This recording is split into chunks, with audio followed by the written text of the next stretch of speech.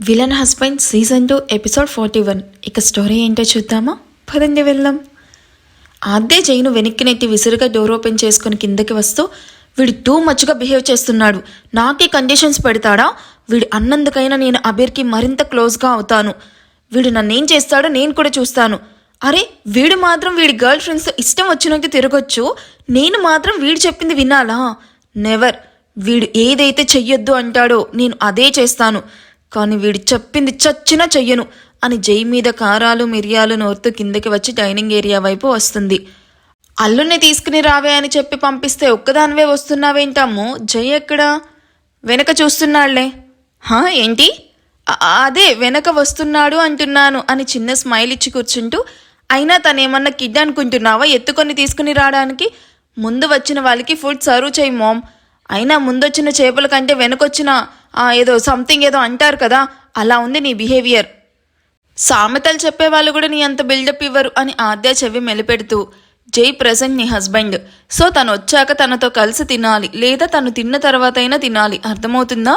జై వచ్చాక ఇద్దరికి కలిపి పెడతాను, అప్పటి వరకు నువ్వు వెయిట్ చేయి. Mom, this is too much. 100 much అయినా నాకు ప్రాబ్లం లేదు. ఈ అమ్మలున్నారే, కడుపున పుట్టిన కూతురు కంటే కూతుర్ని పెళ్లి చేసుకున్న అల్లుడిని మాత్రం నెత్తిన పెట్టుకొని మరీ చూసుకుంటారు, మీరు మారరు. Thanks for the compliment. Aadya Shailu వైపు చూసి మూతి ముడుచుకొని కూర్చుంటుంది.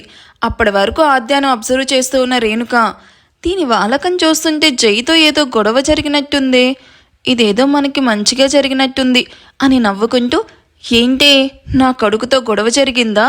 వాడు నిన్ను బాగా తిట్టాడా అని ఆనందంగా అడుగుతుంది.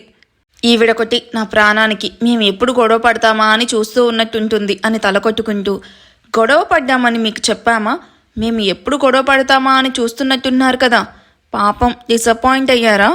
అయినా మీరు ఎక్స్పెక్ట్ చేసింది ఇప్పట్లో జరగదత్తయ్యా, ఎందుకంటే we are made for each other, అస్సలు గొడవ పడము అని సిగ్గుపడుతూ చెప్తుంది. గొడవ పడకపోతే జై మీద ఎందుకంత కోపంగా ఉన్నావు? హో అదా, పోండత్తయ్యా, అలాంటివన్నీ డైరెక్ట్గా అడిగితే ఎలా చెప్పాలి? ఓయ్, ఓవర్ యాక్షన్ ఆపి ఎందుకు కోపంగా ఉన్నావో అది చెప్పిచావు. సరే, మీరు అడుగుతున్నారు కాబట్టి చెప్తున్నాను. మళ్ళీ మీరు విన్నాక సిగ్గు లేకుండా చెప్పావు అది ఇది అంటే మాత్రం నేను అస్సలు ఊరుకొని చెప్తున్నా. సరే ఏడు. మరేమో అత్తయ్య, నేను జైని పిలవడానికి పైకి వెళ్ళానా, అక్కడ జై సడన్గా వచ్చి నన్ను హక్ చేసుకున్నాడు. వదులు అన్నా కూడా వదిలితేనా? అస్సలు వదలలేదు. ఊపిరాడనంత స్ట్రాంగ్గా కిస్సెస్, బోన్స్ బ్రేక్ అయ్యేలాగా టైట్ హక్స్తో అలానే ఇద్దరం బెడ్ మీద పడిపోయాం. పైన జై, కింద నేను. అడ్డుగా ఉందని సారీని కూడా లాగేశాడు, నెక్స్ట్ బ్లౌజ్ కూడా. ఇక ఆపై, ఇదిగో ఇందాకే చెప్పాను, చెప్పడానికి నేను చెప్తాను, మిడిల్లో ఆపితే ఊరుకోను అని. అయినా చెప్పు అనేది నువ్వే, ఆపేది నువ్వే. ఇట్స్ నాట్ ఫేర్ అత్తయ్య. అన్నీ నీకు కంఫర్ట్గానే జరిగాయి కదా, ఎందుకని జై మీద కోపడుతున్నావు అని పళ్ళు నోరుతో క్వశ్చన్ చేస్తుంది. మీరే చెప్పండి అత్తయ్య, సరసం ఆడడానికి కూడా సమయం సందర్భం ఉంటుంది కదా. మీ అబ్బాయి దాన్ని యుద్ధంలాగా 24/7 చేస్తూనే ఉంటాడు అని అందరూ మన కోసం వెయిట్ చేస్తున్నారు అని చెప్తున్నా వినడే, అందుకే కోపడి వచ్చేశాను. ఇప్పుడు చూడండి, వచ్చి నాకు సారీ చెప్తాడు అని కాన్ఫిడెంట్గా చెప్తుంది. ఆద్య కావాలని అది అందరికీ వినిపించేలాగా చెప్పింది, ఎందుకంటే రేణుకాకి డౌట్ వచ్చినట్టు మిగిలిన వాళ్ళకి కూడా డౌట్ రాకూడదు అని ముందుగానే ఇలా ప్లాన్ చేసింది.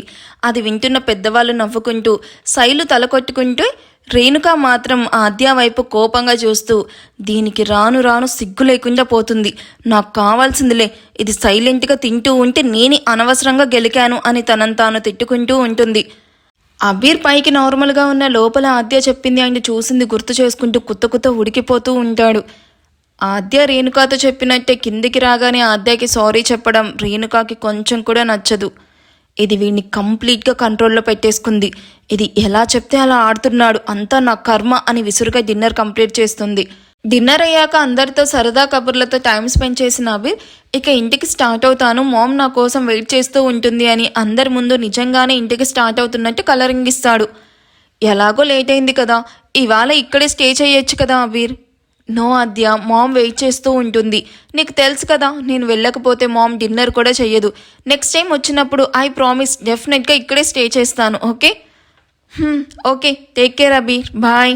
బాయ్ ఆద్య అని కార్ డోర్ ఓపెన్ చేస్తూ, అప్పుడే టైర్ని చూసినట్టు ఎక్స్ప్రెషన్ ఇస్తూ, హో గాడ్, ఏంటిది టైర్ ఇలా పంచర్ అయ్యింది, ఇప్పుడు నేను ఎలా వెళ్ళాలి, నా కార్లో స్టెఫ్నీ కూడా లేదే ఛా అని ఫ్రస్ట్రేట్ అవుతూ ఉంటాడు. అయ్యో టైర్ పంచర్ అయింది కదా అబీర్, మరి ఇప్పుడు ఇంటికి ఎలా వెళ్తావు? డోంట్ నో ఆద్య, క్యాబ్స్ ఏమైనా దొరుకుతాయేమో ట్రై చేస్తాను అంటూ మొబైల్లో క్యాబ్ కోసం సెర్చ్ చేస్తున్నట్టు యాక్టింగ్ స్టార్ట్ చేస్తాడు.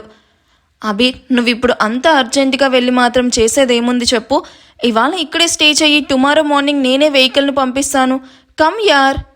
అది కాదాద్య, మామ్ వెయిట్ చేస్తూ ఉంటుంది కదా. ఇట్స్ ఓకే, ఆంటీకి కాల్ చేసి నేను చెప్తాను, కమ్. ఓకే, నువ్వు ఇంతలా అడుగుతున్నావు కాబట్టి ఈ నైట్ ఇక్కడే స్టే చేసి టుమారో మార్నింగ్ వెళ్ళిపోతాను. గుడ్, ఇక పద లోపలికి వెళ్దామని చిరునవ్వుతో చెప్తున్న ఆద్య వైపు చూస్తూ ఇంట్లోకి వస్తూ ఉన్న అబీర్ను ఆపేస్తారు జై అండ్ రుద్ర. పాపం అబీర్ వెళ్ళాలి అంటుంటే నువ్వేంటి తనను మళ్ళీ ఇంట్లోకి తీసుకుని వస్తున్నావు? విషయం తెలియకుండా మాట్లాడుకు.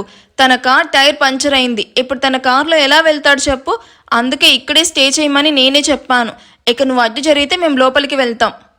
నువ్వు లోపలికి వెళ్ళు, అబీర్ తన ఇంటికి వెళ్తాడు అని సైడ్ స్మైల్తో చెప్తూ, డ్రైవర్ నీకు టైర్ చేంజ్ చేయడం వచ్చు కదా, అర్జెంటుగా మార్చేసేయి, స్టెఫ్నీ నా కార్లో ఉంది అంటూ రుద్రాని దగ్గరుండి టైర్ చేంజ్ చేయిస్తాడు. ఇది అస్సలు ఎక్స్పెక్ట్ చేయని అబీర్ షాకింగ్గా చూస్తూ ఉంటాడు. హే అబీర్, మీ కార్ రెడీ, ఇక మీరు హ్యాపీగా మీ ఇంటికి వెళ్ళొచ్చు, have a safe journey and good night. Abeer నవ్వలేక ఇద్దరి వైపు చూసి నవ్వుతూ thank you and good night all అని ఇంకేం ఛాన్స్ లేకపోయేసరికి తన కార్లో ఇంటికి వెళ్ళిపోతాడు. అబీర్ వెళ్ళిపోయాక ఇంట్లోకి వెళ్తున్న జై చేయి పట్టుకుని I want talk to you అని సీరియస్గా చెప్తూ అడుగుతుంది. రుద్ర ఇద్దరిని చూసి చిన్న స్మైల్ ఇచ్చి లోపలికి వెళ్ళాక ఆద్య జైను లాక్కొని టెర్రస్ మీదకి వెళ్తుంది. ఈ ఎపిసోడ్ ఎలా అనిపించిందో కామెంట్ చేయండి. వీడియో నచ్చితే ప్లీజ్ లైక్ చేసి హైప్ ఇవ్వండి.